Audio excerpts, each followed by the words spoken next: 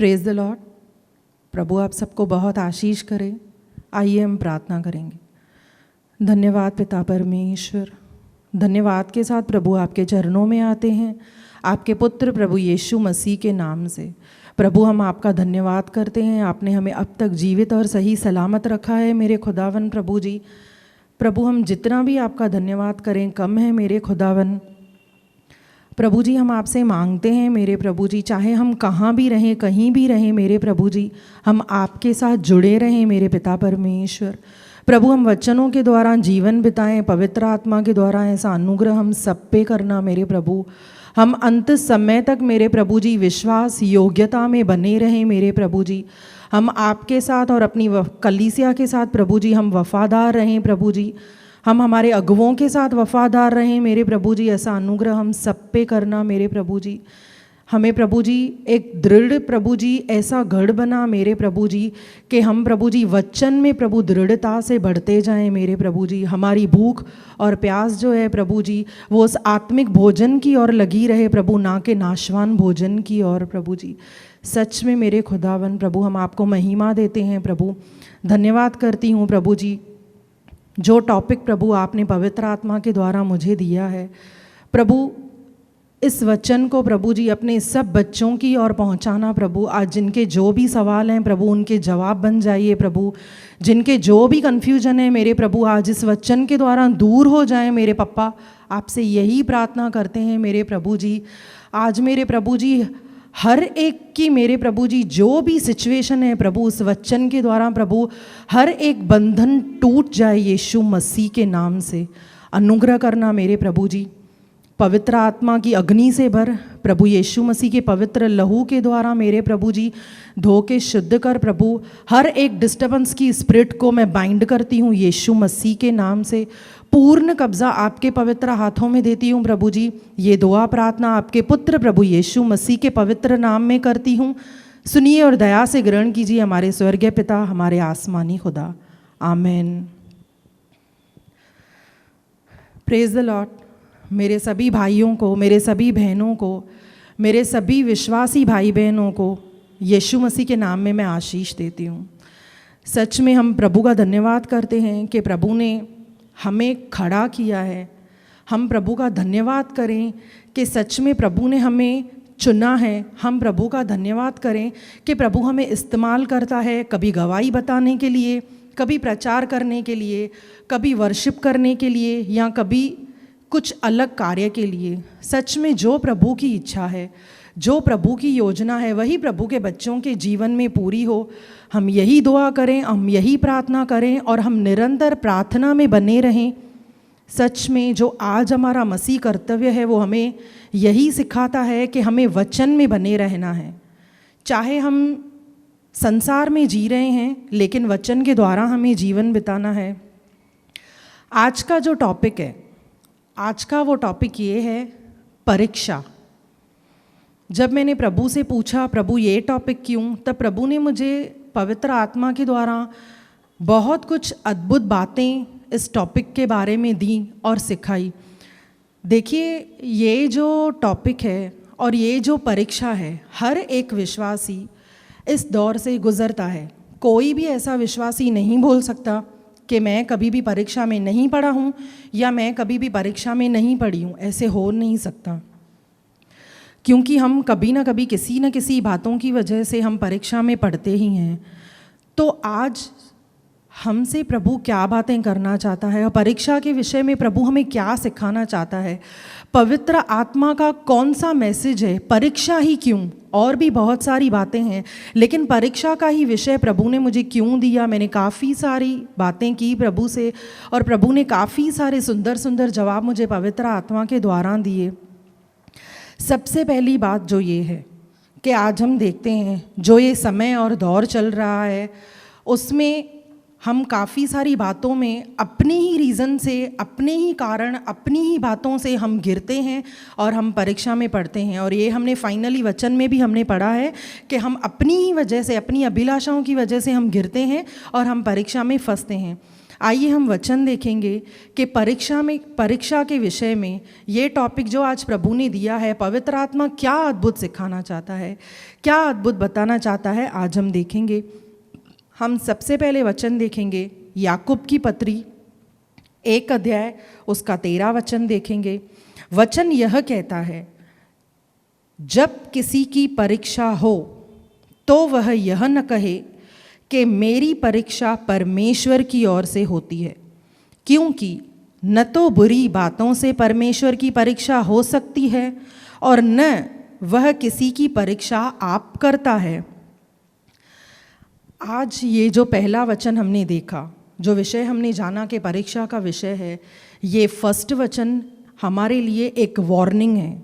और ये वार्निंग किसी और की ओर से नहीं, ये वार्निंग हमें परमेश्वर की ओर से मिलती है। ये वार्निंग हमें परमेश्वर की ओर से क्यों मिली है? क्योंकि मोस्ट ऑफ ऑल ज़्यादा करके देखा गया है कि जब हम किसी भी परीक्षा में पढ़ते हैं, सिचुएशन अगर भारी होती है, हैंडल नहीं करी जाती है और हम कुड़कुड़ाने लगते हैं, हम एक दूसरे पर दोष लगाने लगते हैं, देखते हैं कि और सिचुएशन अगर ख़राब होती जा रही है, या अगर हम बीमारी में हैं, या अगर फाइनेंस की कंडीशन ख़राब हो रही है, बिजनेस गिर रहा है, जॉब नहीं मिल रही है, या तबीयत दिन ब दिन ख़राब होती जा रही है, बच्चों का फ्यूचर समझ में नहीं आ रहा है, कोई भी परिस्थिति हो, कोई भी विषय हो, कोई भी बात हो, जब हम देखते हैं कि परिस्थिति बिगड़ती है, मैं एक बार फिर से रिपीट करूंगी, ध्यान दीजिए, जब हम देखते हैं कि परिस्थिति और अगर थोड़ी ख़राब हो रही है, या हम देखते हैं कि ये सिचुएशन और बढ़ती जा रही है, हैंडल नहीं हो रही है, अच्छे भले विश्वासियों को देखा गया है कि वो परमेश्वर पे दोष लगाते हैं। परमेश्वर पे दोष लगाना कैसे होता है कि परमेश्वर प्रार्थना को नहीं सुन रहा, कि वो उत्तर नहीं दे रहा है, मैं तो प्रार्थना करती हूँ फिर मैं बीमार कैसे हुई, मैं तो दिन प्रतिदिन प्रभु तेरी आराधना करता हूँ, तेरी स्तुति करता हूँ प्रभु, फिर मेरा बिजनेस क्यों गिरा, मुझे जॉब क्यों नहीं मिल रही है, बहुत सारी बातें। और कहीं कहीं तो हम ये भी बोलते हैं कि प्रभु तो सुनता ही नहीं है। और कभी कभी तो कुछ ऐसे शब्द किसी किसी विश्वासियों के मुख से निकल जाते हैं जो बिल्कुल भी हमें शोभा नहीं देता है। क्योंकि एक जगह वचन ये कहता है कि मनुष्य है ही क्या जो तू उसकी सुधि ले, हम क्या हैं, हम मिट्टी के पुतले हैं।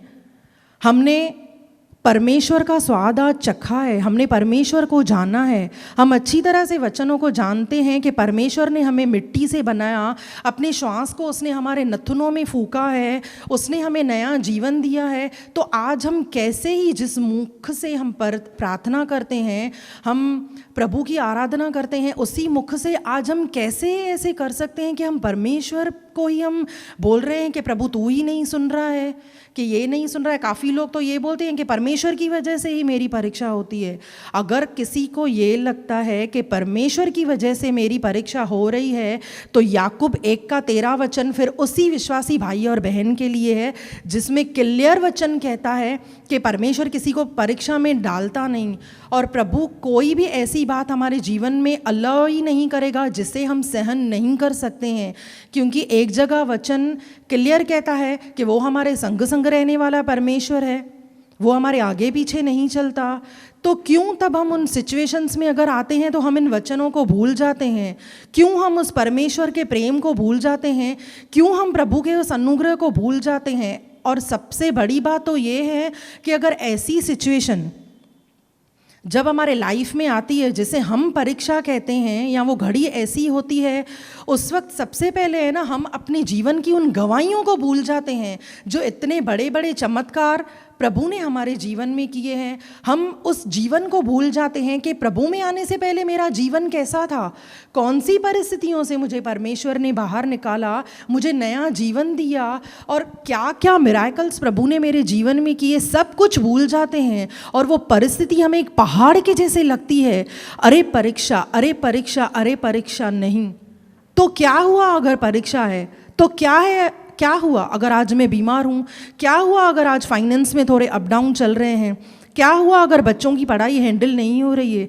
क्या इन छोटी छोटी बातों की वजह से हम परमेश्वर से सवाल करें? क्या इन छोटी छोटी बातों की वजह से हम उस पर दोष लगाएं? क्या इन छोटी छोटी बातों की वजह से हम अपने मुख में से ये कहें, ये खुद कन्फेस करते हैं कि तू तो प्रार्थना को सुनता ही नहीं है? लेकिन वो हमेशा सुनता है। उसे अपने बच्चों का ध्यान है, वो हमारा ख्याल रखता है। और ध्यान दीजिएगा, एक बात मैं रिपीट कर रही हूँ, याकूब 1:13 ये एक वार्निंग है, खास करके हम जूने विश्वासियों के लिए ये एक वार्निंग है। इस वार्निंग को हम कभी भी नहीं भूलें, क्योंकि जब हमारे अपने बच्चे जब गलतियां करते हैं, ये करते हैं, वो करते हैं, और हम देखते हैं कि वो उन बातों को रिपीट करते हैं, हम उनके माँ बाप हैं, हम उन्हें वार्निंग देते हैं और हम अपने बच्चों को कहते हैं कि ये लास्ट वार्निंग है, इसके बाद में ऐसा नहीं करना और ये बात रिपीट नहीं होनी चाहिए। हम शुक्र करें कि प्रभु हमसे ऐसा नहीं कहता है, वरना हम ही प्रभु से कहते हैं कि प्रभु तू सुनता नहीं है। लेकिन हमें इस वचन को एक वार्निंग की तरह एक्सेप्ट करना है।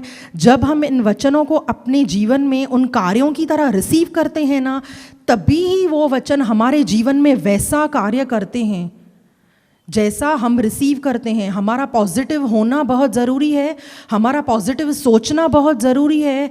हर एक बात में, हर एक सिचुएशन में हमें नॉर्मल रहना चाहिए। हम आगे और देखेंगे परीक्षा के विषय में प्रभु हमसे क्या क्या कहता है, हमें क्या क्या सिखा रहा है। खास करके ये जो समय चल रहा है, लॉकडाउन है, कोरोना वायरस है, काफ़ी सारे और भी जैसे हम देख रहे हैं, लगभग हम देख रहे हैं लोग बीमार रह रहे हैं। काफ़ी सारे लोगों की जो हैं बिज़नेस ठप हो गए हैं, किसी को जॉब, बहुत सारे लोगों की जॉब छूट गई हैं, काफ़ी सारी दुकानें बंद हो गई हैं। तो जब परीक्षा आती है और जब खास करके ऐसी भयानक सिचुएशन किसी की लाइफ में आती है, हम ये भी देखते हैं अच्छे भले विश्वासी हैं ना, बैकस्लाइड हो जाते हैं। क्यों? क्योंकि हम वचनों को सिमरन नहीं करते। तभी तो वचन कहता है कि वचन की कमी के कारण मेरी प्रजा नाश हो रही है।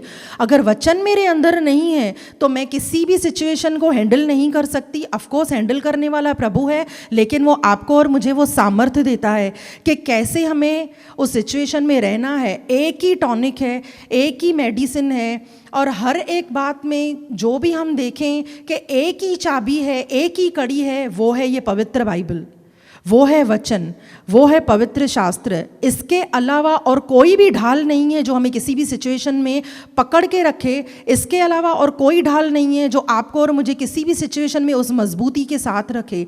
वचन में हमें बने रहना है, और किसी बात को हमें ये क्या हो रहा है, वो क्या हो रहा है, ये बात कहाँ से आई, वो क्या हो रहा है, व्यर्थ बातों में पड़ेंगे, सिचुएशंस हमारी और बिगड़ेंगी और हम इन बेकार की बातों में हम फंसते जाते हैं। और हमारा प्रार्थना जीवन, वचन वाला जीवन, ये सब हम देखेंगे कि हमारा आत्मिक जीवन पे इन बातों का बहुत बड़ा असर होता है, जिसकी वजह से हम अपने आप को परीक्षाओं में डालते हैं और परिस्थितियां बुरी होने लगती हैं। तब हम परमेश्वर के अनुग्रह को भी भूल जाते हैं। लेकिन आज हम और देखेंगे कि प्रभु हमें परीक्षा के विषय में पवित्र आत्मा क्या सिखा रहा है, क्या वार्निंग्स दे रहा है, किस वचन के द्वारा कैसे उभारना चाहता है और कैसे एक दूसरे को इनकरेज करना प्रभु हमें सिखाता है। और आगे देखेंगे याकूब की पत्री 1 उसका 14 जैसे हमने 13 में ये पढ़ा, जब किसी की परीक्षा हो तो वह यह न कहे कि मेरी परीक्षा परमेश्वर की ओर से होती है, क्योंकि न तो बुरी बातों से परमेश्वर की परीक्षा हो सकती है और न वह किसी की परीक्षा आप करता है। अब हम 14 में देखेंगे, परंतु प्रत्येक व्यक्ति अपनी ही अभिलाषाओं से खिंचकर और फंसकर परीक्षा में पड़ता है। 15 में देखेंगे, फिर अभिलाषा गर्भवती होकर पाप को जनती है और पाप जब बढ़ जाता है तब वह मृत्यु को उत्पन्न करता है। देखिए परिस्थितियां जो हैं और ये जो वचन है, अगर हम इन वचनों को फॉलो नहीं करते हैं तो सिचुएशंस कितनी डेंजर हो सकती हैं कि और हम इनमें बढ़ते जाते हैं और इन बातों में फंसते जाते हैं, किसी पे भी दोष लगाते हैं, ब्लेम करते हैं। यहाँ तक कि हम प्रेयर में ये भी बोलते हैं प्रभु तू तो सुनता ही नहीं है, और मन में ये बात गढ़ कर लेती है। जब एक बार हमने ये कहा कि प्रभु तो प्रार्थना को सुनता ही नहीं है, ऑटोमेटिकली आपका प्रार्थना जीवन कम होगा। क्योंकि आप ये ध्यान में रखिए, या मैं भी ये ध्यान में रखूं कि परमेश्वर ने हमारे मुख में सामर्थ्य दिया है, क्योंकि परमेश्वर ने सृष्टि को शब्द के द्वारा बनाया, वचन के द्वारा बनाया, तो उसने हमारे भी मुख में ये सामर्थ्य दी है। जो हम बोलते हैं हमारे जीवन में लागू होता है। जिसके लिए अगर अपने परिवार के लिए बोलते हैं उसके जीवन में लागू होता है। अगर परीक्षा है, कंडीशन बुरी है, पर पॉजिटिवली लो, प्रभु से प्रार्थना करो, उससे स्मूथली प्रभु हमें निकालता है। हर एक सिचुएशन से वो हमें निकालने की सामर्थ्य रखता है। इसके लिए हमें बुरी बातों में नहीं पड़ना है, पर हमें परमेश्वर के उस अनुग्रह को जानना है। हम वचन देखेंगे, याकूब 1 उसका 2 वचन देखें क्या कहता है। हे मेरे भाइयों, जब तुम नाना प्रकार की परीक्षा में पड़ो तो इसको पूरे आनंद की बात समझो। देखिए, वचन हमें सिमरन कराता है कि जब हम किसी भी परीक्षा में पढ़ते हैं तो उसे आनंद की बात समझें। कभी कभी प्रभु अलाउ करता है, जब हम नए नए आते हैं और जैसे हम जूने होते जाते हैं तब प्रभु अलाउ करता है। तब प्रभु ये देखता है कि पहले तो मेरे बच्चे के जीवन में इतना कुछ मैंने उसे ब्लेसिंग दी है, अनुग्रह दिया है। आज जब मेरा बच्चा विश्वास में बढ़ गया है और अगर उसको थोड़ी घटी आती है तो कभी कभी प्रभु भी देखता है कि इस सिचुएशन में मेरा बच्चा क्या करता है।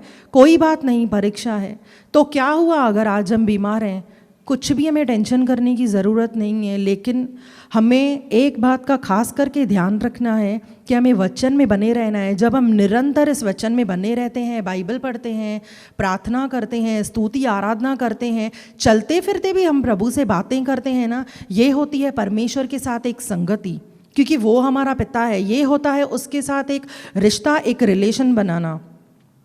तो उसमें भी हम आनंद लेते हैं कि हाँ ठीक है, तो क्या हुआ है, सिचुएशन बिगड़ी हुई है, मेरा प्रभु बैठा है ना, मेरा विश्वास है, मैं भली बात ही जानती हूँ वो मुझे इस सिचुएशन से निकालेगा। हमें ये सोच रखनी है, ना कि ये सोच के प्रभु प्रार्थना को नहीं सुनता। हम आगे और देखेंगे, याकूब 1 उसका 3 वचन, यह जानकर कि तुम विश्वास के परखे जाने से धीरज उत्पन्न होता है। विश्वास के परखे जाने से धीरज उत्पन्न होता है, पर धीरज को अपना पूरा काम करने दो कि तुम पूरे सिद्ध हो जाओ और तुम में किसी बात की घटी न रहे।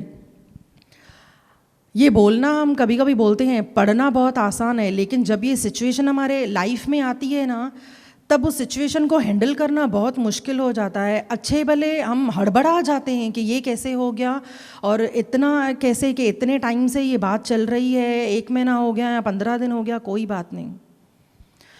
वचन हमें सिमरन कराता है कि इन बातों में भी, चाहे परीक्षा है या घटी है, हमें धीरज रखना है, हमें आनंद करना है।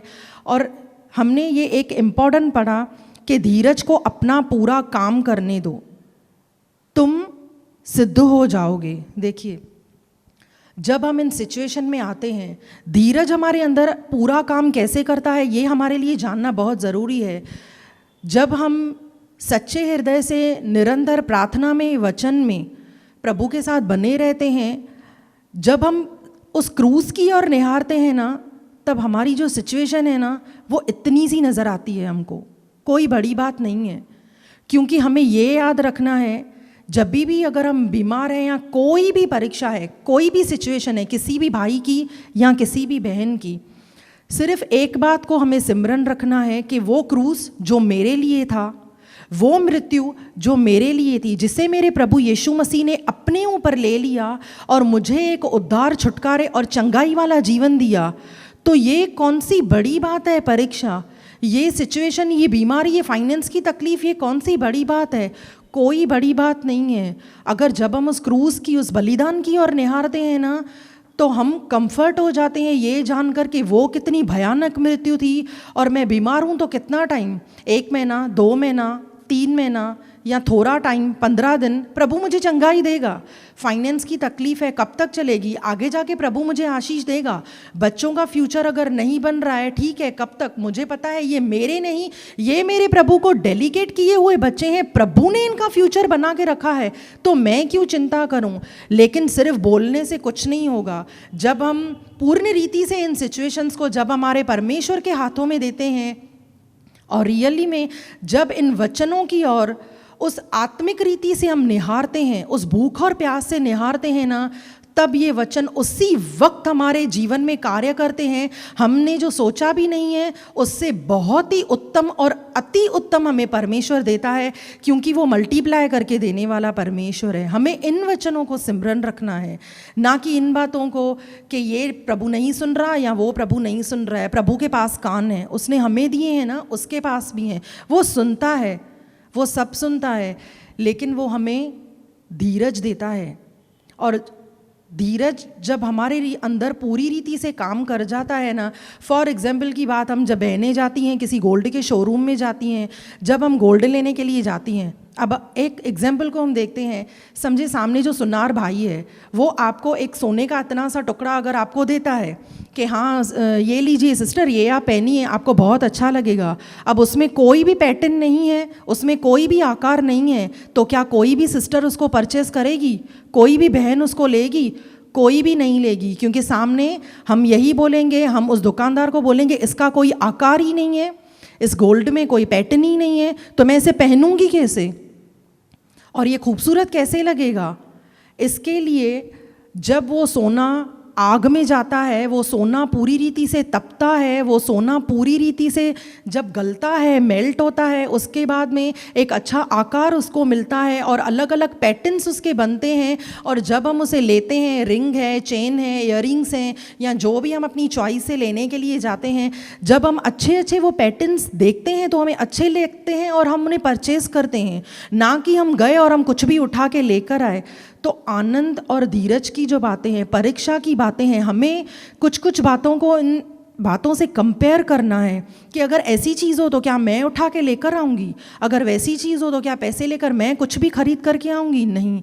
इतनी इतनी बातों का अगर हम ध्यान रखते हैं तो वो हमारा आत्मिक पिता भी तो हमारा ध्यान रखेगा। 1 साल हो गया मेरी बेटी को, आज वो विश्वास में आई है, 2 साल हो गया, 3 साल हो गया, तो प्रभु भी तो हमें कुछ चेंजेस चाहता है। या प्रभु ये चाहेगा कि नहीं नहीं, जैसे नहीं आई थी बैठी रहे, वचन सुने, प्रार्थना करे और बस चली जाए? अगर हम यही करते रहेंगे तो जहाँ वचन कहता है कि समय के अनुसार तो तुमको गुरु हो जाना चाहिए, हम आगे कैसे बढ़ेंगे? जैसे हम कोई भी ऐसे स्टोन की तरह गोल्ड उठाकर ऐसे नहीं पहन सकते, वैसे प्रभु भी हमें एक आकार, खूबसूरत आकार देना चाहता है। प्रभु चाहता है मेरे बच्चे मसीह में खूबसूरत बने। प्रभु हमें अपने दानों और वरदानों से ब्लेस करता है, लेकिन हमें उन दानों और वरदानों को अपने कार्य में लाना है कि हाँ प्रभु ने दिए, हाँ प्रभु तेरा धन्यवाद तूने दे दिए, उसका कोई फ़ायदा नहीं है। अगर मुझे प्रार्थना का वरदान है, अगर यहाँ मुझे चंगाई का वरदान है और मैं किसी के लिए प्रार्थना नहीं करती हूँ, तो क्या वो वरदान मेरे जीवन में रहेगा? नहीं, कभी वो मेरे जीवन से चला जाएगा वापस और प्रभु किसी और बहन या भाई को दे देगा। क्यों? क्योंकि मैंने उस कार्य को अपने जीवन में इस्तेमाल ही नहीं किया, मैंने अपने मसीह जीवन में उसको इस्तेमाल ही नहीं किया। अगर प्रभु ने अच्छा प्रचार करने का या प्रचार करने का या वर्शिप करने का या जो भी गिफ्ट प्रभु ने किसी को दी है, उसे अगर हम काम में लाते ही नहीं हैं तो वो कब तक हमारे जीवन में कार्य करेगा? क्योंकि उसे हम अपने ही कामों से, अपनी ही सोच से हम उन्हें नष्ट कर देते हैं। अगर हमसे कुछ नहीं होता है तो हमें प्रार्थना करनी है, रास्ता निकालने वाला परमेश्वर है, ना कि हम खुद ही डिसीजन ले लें कि ये नहीं होगा, वो नहीं होगा, ये नहीं कर पाऊंगी, वो नहीं कर पाऊंगी। ऐसे कुछ नहीं होता है। तो जब परीक्षा आती है हमें इन बातों को सिमरन करना है, इन सिचुएशंस को हमें देखना है कि प्रभु हमें कैसे निकालता है। धन्यवाद करें हम प्रभु का। जब हम बीमार होते हैं हम धन्यवाद करें प्रभु का, तभी हमें चंगाई का वो जो एहसास है ना, तभी हमें ऐसे पता चलेगा कि हम चंगाई में कितनी अच्छी तरह से हम अच्छी सांस लेते हैं, चंगाई में हम कितना अच्छा जीवन बिताते हैं। पर बहुत फ़र्क है, हम सोचते नहीं हैं। हम आगे और वचन देखेंगे। याकूब, हमने 1 का 3 देखा, 4 देखा, अब हम याकूब 5 का 11 देखेंगे। देखो, हम धीरज धरने वाले को धन्य कहते हैं। तुमने अय्यूब के धीरज के विषय में तो सुना ही है, और प्रभु की ओर से जो उसका प्रतिफल हुआ उसे भी जान लिया, जिससे प्रभु की अत्यंत करुणा और दया प्रकट होती है। ये बात बहुत कॉमन है। हम विश्वासी अय्यूब की पत्री हमने सबने पढ़ी हुई है, और अय्यूब की जो कंडीशन हुई थी, जो इतनी भयानक परीक्षा हुई थी, हम सब ने पढ़ी हुई है और हम सब अच्छी तरह से जानते हैं। तो हम ये भी देखते हैं, अगर सिचुएशन ज़्यादा लंबे टाइम तक अगर कोई बीमार रहता है तो वर्ड ही मुंह से ये निकलता है कि मेरी तो अय्यूब के जैसी परीक्षा हो रही है। सबसे पहले तो प्लीज़ मैं आप लोगों से रिक्वेस्ट करूँगी कि हमें ऐसे वर्ड्स अपने मुँह से यूज़ नहीं करने हैं। ज़्यादा से ज़्यादा हम ये कहें कि प्रभु तूने अय्यूब को इतनी भारी परीक्षा से तूने निकाला और उसे डबल मल्टीप्लाई करके दिया। प्रभु मेरी बात तो ये कुछ भी नहीं है, तो तू मुझे क्यों नहीं निकालेगा। थोड़ा हमें अपने आप के बोलने का तरीका भी हमें अपना चेंज करना चाहिए कि आज हम विश्वासी हैं, हम प्रार्थना कर रहे हैं तो हम अपने पिता से बातें कर रहे हैं और हम उसमें कौन से शब्द यूज़ कर रहे हैं। जब भी सिचुएशन में आते हैं, परीक्षा में आते हैं, अय्यूब को सिमरन करो। ऐसे लगता है ना कि बहुत मेरी तकलीफ़ बड़ी है, रियली में बाइबल उठाओ, अय्यूब की पत्री पढ़ो और देखो प्रभु आपको कैसे निकालता है और कैसी ताकत और सामर्थ्य प्रभु आपको देता है। और हम देखेंगे याकूब 5:9।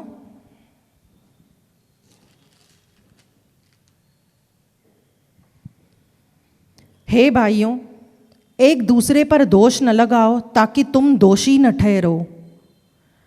ये वचन परीक्षा के विषय में इम्पोर्टेंट क्यों है? क्योंकि हम एक दूसरे पर दोष लगाने के विषय में भी अगर हम दोष लगाते जाते हैं, अगर कभी हमसे गलती हो गई और हमने किसी के लिए कुछ बोल दिया, इमीडिएटली हमें घुटनों पे आना है, प्रभु से क्षमा मांगनी है। लेकिन अगर हम इस बात को हम रिपीट करते जाते हैं और हम अगर अपनी इस बात से नहीं सुधरते, तब शैतान को मौका मिलता है और वो हमारे ऊपर अटैक करता है और फिर हम सिचुएशंस में पड़ते हैं। क्यों? क्योंकि हम शैतान को फिर खुद न्योता देते हैं कि हम एक दूसरे पर दोष लगाते हैं, एक दूसरे की बुराई करते हैं, निंदा करते हैं। और वचन क्लियर कहता है कि निंदा करने वाला परमेश्वर के राज्य में प्रवेश नहीं करेगा। तो हमें इन बातों का बहुत ध्यान रखना है। दोष लगाने से भी हम परीक्षा में पढ़ सकते हैं, निंदा कंटिन्यू करने से हम परीक्षा में पढ़ सकते हैं, कुड़कुड़ करने से हम परीक्षा में पढ़ सकते हैं। इजरायलियों के विषय में हमने देखा, उन्होंने कुड़कुड़ की और क्या हुआ? मर गए। हमें ये वचन सिमरन दिलाते हैं, ये वचन हमारे लिए एक आशा है कि हमें ऐसी बातों को रिपीट नहीं करना है, वरना हमें सीखना है कि हर एक सिचुएशन में हमें क्या करना है। डील करने के लिए प्रभु बैठा है, लेकिन एक आनंद और धीरज हमें परमेश्वर से मांगना है और इन व्यर्थ बातों में हमें नहीं पड़ना है। हम और देखेंगे आगे। अब हम देखेंगे इब्रानियों की पत्री, उसमें हम 13 वचन देखेंगे। वचन कहता है, तुम्हारा स्वभाव लोभ रहित हो और जो तुम्हारे पास है उसी पर संतोष करो, क्योंकि उसने आप ही कहा है, मैं तुझे कभी न छोड़ूंगा और तुझे कभी न त्यागूंगा।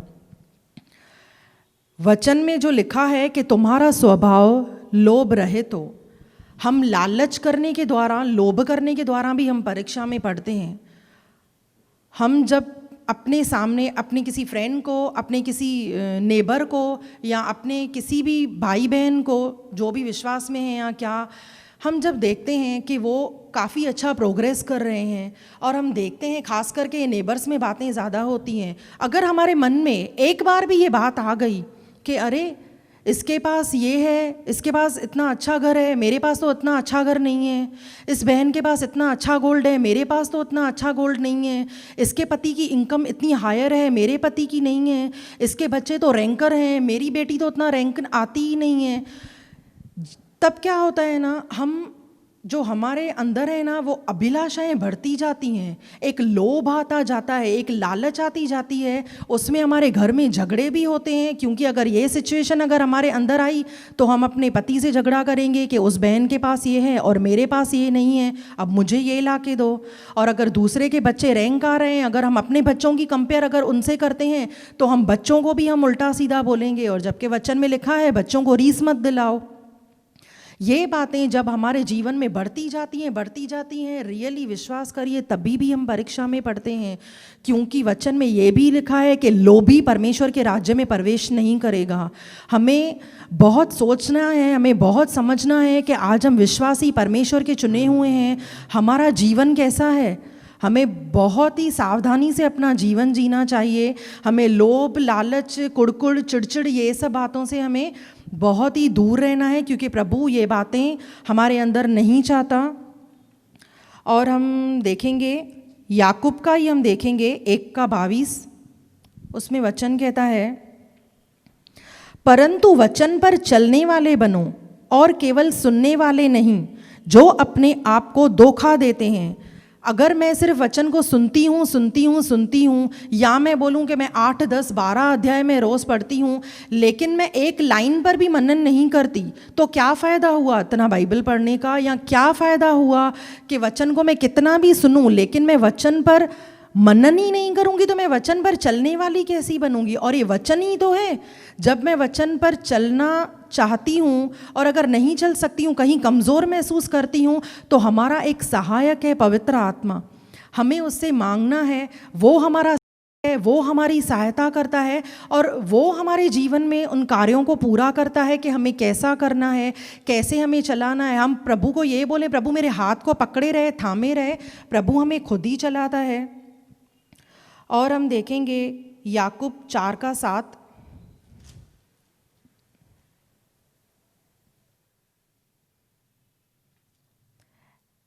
इसीलिए परमेश्वर के अधीन हो जाओ और शैतान का सामना करो, तो वह तुम्हारे पास से भाग निकलेगा। जब हम परीक्षा में या बुरी परिस्थितियों में हम पूरी रीति से हम परमेश्वर के अधीन हो जाते हैं, तब शैतान मौका नहीं पाता है और वह हमें छोड़कर चला जाता है। क्योंकि प्रभु यीशु मसीह की भी परीक्षा हुई और शैतान ने उसे पूरे राज्य के वैभव दिखाए, अपने आप को दंडवत करने के लिए कहा। और हमने अच्छी तरह से पढ़ा हुआ है कि शैतान ने प्रभु से क्या क्या बातें की, लेकिन प्रभु ने शैतान से वचन के द्वारा बातें की। और हमने क्या देखा कि शैतान प्रभु को छोड़कर चला गया और स्वर्गदूत आकर प्रभु की सेवा करने लगे। तो ये वचन हमारे लिए है कि हमें सिमरन करना है। जब प्रभु यीशु मसीह की परीक्षा हुई, तो क्या हमारी नहीं होगी? क्या प्रभु यीशु मसीह ने ऐसा कोई शब्द कहा? शैतान तो खुद प्रभु के सामने आ गया। शैतान हमारे जीवन में भी वो सिचुएशन लाता है, लेकिन हम उसको मौका देते हैं या नहीं देते हैं, ये हमारे ऊपर डिपेंड करता है। अगर हम पूरी तरह से वचन में बने रहते हैं और सच में जब हम अपने आप को परमेश्वर के हाथों में देते हैं, उसके अधीन हो जाते हैं, एक पॉइंट भी शैतान को मौका नहीं मिलता है हमारे जीवन में अटैक करने का। और वो देखता है कि ये विश्वासी भाई, ये विश्वासी बहन वचन में दृढ़ है और वो हमारे जीवन से चला जाता है, वो हमारा कुछ बिगाड़ नहीं सकता। वैसे भी उसके हाथ में कुछ नहीं है, पर जब हम उसे मौका देते हैं तब वो हमारे जीवन में अटैक करता है। इसके लिए हमें ये देखना है कि हमारा जीवन कैसा है और हमें शैतान को अवसर नहीं देना है, वरन प्रभु पर पूरी रीति से हमें भरोसा रखना है। हम देखेंगे इब्रानियों 12:6,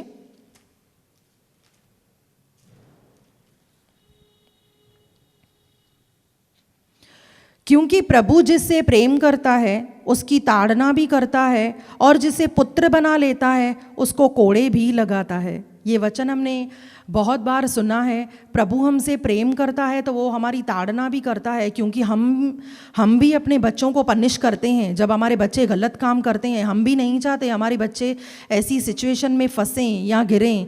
तो वैसे ही प्रभु भी, वो हमारा आत्मिक पिता है, वो भी नहीं चाहता है कि हम ऐसी बातों में फंसें या हम ऐसी बातों में गिरें या हम ऐसी कोई भी बात है जो वचन के विरुद्ध है हम करें। इसके लिए प्रभु हमारी ताड़ना करता है और हमें सिखाता है कि हम वचन के अगेंस्ट में न जाएं और हम दंड न पाएं। और हम देखेंगे 12:9,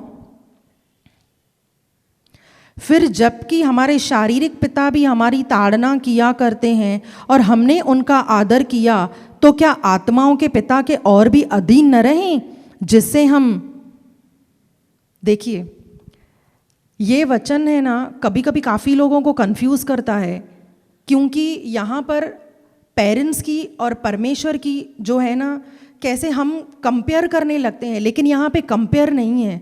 यहाँ पे वचन स्मूथली ये सिखाता है कि अगर हम बच्चे हैं या हमारे बच्चे हैं, हम अपने बच्चों को अगर पनिश करते हैं कि हमारे बच्चे कोई गलत काम नहीं करें, कि हमारे बच्चे किसी गलत संगति में न फंसें, हम तो शारीरिक माता पिता हैं, या हमारे भी जो माता पिता थे एक शारीरिक हैं।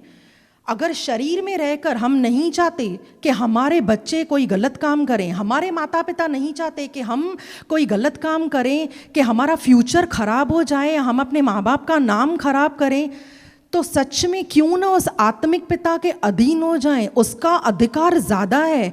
शारीरिक माता पिता ने, माँ ने हमें अपने शरीर से जन्म दिया है, लेकिन उस माँ के गर्भ में मैंने तब प्रवेश किया जब मेरे परमेश्वर की इच्छा थी। न कि सिर्फ शरीर की बातों में, लेकिन जिसने सृष्टि के रचने में, जिसने माँ के गर्भ में रचने से पहले मुझे देखा, और एक पुस्तक लिखी गई है, हर एक बात हमारे विषय में लिखी गई है। तो हमें उस आत्मिक पिता के कितने अधीन रहना चाहिए, ये सोचना है। ये छोटी छोटी जो बारीकियाँ हैं, ये काफ़ी बड़ी ब्लेसिंग बनकर हमारे जीवन में आते हैं। कंपेयर करिए, क्या कभी मेरे मम्मी पापा ने मुझे नहीं डांटा? क्या कभी उन्होंने मुझे पनिशमेंट नहीं दी? तो क्या हुआ अगर आज मैं बुरी सिचुएशन में हूँ? क्यों हम परमेश्वर पे दोष लगाएं? हमें प्रार्थना करना है, परमेश्वर से प्रेम करना है, ना कि हमें परमेश्वर पे दोष लगाना है। अब हम देखेंगे जो वचन था, हमने जब वचन की स्टार्टिंग की तब मैंने आपसे ये कहा कि ये जो वचन है एक वार्निंग की तरह हमारे पास आता है। अब स्टार्टिंग का पहला वचन एक वार्निंग हुई हमारे लिए, उस वार्निंग को हमने रिसीव किया। अब इसी टॉपिक का, परीक्षा का, हम एक लास्ट वचन देखेंगे। ध्यान दीजिए, जो पहला वचन था वो हमारे लिए एक वार्निंग थी, लेकिन ये जो लास्ट वचन है ये हमारे लिए एक प्रतिफल है। अब हम देखेंगे याकूब 1:12। इस वचन को हम सब ध्यान से सुनेंगे। धन्य है वह मनुष्य जो परीक्षा में स्थिर रहता है, क्योंकि वह खरा निकलकर जीवन का वह मुकुट पाएगा जिसकी प्रतिज्ञा प्रभु ने अपने प्रेम करने वालों से की है। रियली में जब भी हम परीक्षा में हैं, किसी भी सिचुएशन में हैं, तो इस वचन को, याकूब 1:12 को हम सच में सिमरन करें कि इन बातों से जब हम निकलते हैं तो न सिर्फ स्वर्ग में हमें प्रतिफल मिलता है, लेकिन सच में आप विश्वास करो, प्रभु आपको उस पृथ्वी पर प्रतिफल देता है। एक ऐसा प्रतिफल देता है, प्रभु आपको एक ऐसी गिफ्ट देता है, प्रभु आपके ऊपर अपना ऐसा अनुग्रह प्रकट करता है जो आपने नहीं सोचा होगा वो आपके जीवन में पूरा होगा, जो आपने एक्सपेक्ट भी नहीं किया होगा वो ब्लेसिंग प्रभु आपको देगा। लेकिन वो कब होगा? जब हम इन सारी बातों से धीरज के साथ में, आनंद के साथ में, परमेश्वर का धन्यवाद करते हुए, प्रभु को महिमा देते हुए और सच में वचनों पे मनन करते हुए और अपने आप को संपूर्ण रीति से परमेश्वर के हाथों में देते हुए जब हम इन बातों में, वचनों में बढ़ते हैं, तब ये ब्लेसिंग, तब ये प्रतिफल हमारे जीवन में आता है। और उसके बाद हमारे जीवन में मल्टी ब्लेसिंग्स आती जाती हैं जिसे कोई रोक नहीं सकता। लेकिन उसका जो कंडीशन है, उसकी कंडीशन एक ही है, हमें वचन पढ़ना है, हमें प्रार्थना करनी है। कोई भी सिचुएशन है, हमें घबराना नहीं है। परमेश्वर हमारा सहायक है, वो हमारी रक्षा करता है। तो सच में इन वचनों के द्वारा मैं विश्वास करती हूँ आज प्रभु ने बहुत सारे लोगों से बातें की होंगी, बहुत सारे लोगों का कन्फ्यूजन दूर हो गया होगा कि कोई भी परिस्थिति, ना कि शैतान हमारा कुछ बिगाड़ सकता है, मगर वो सर्वज्ञानी सर्वव्यापी परमेश्वर है, उससे हमारी चिंता है और वो हमें भली भांति इन बातों से निकालता है और ब्लेसिंग्स के साथ हमें वो गिफ्ट और वो प्रतिफल देता है। तो प्रभु इन वचनों के साथ, इन वचनों के लिए आपको बहुत सारी आशीषें दे और इन वचनों के द्वारा प्रभु आप सबके जीवन में बहुत बड़े बड़े कार्य करे। आमीन।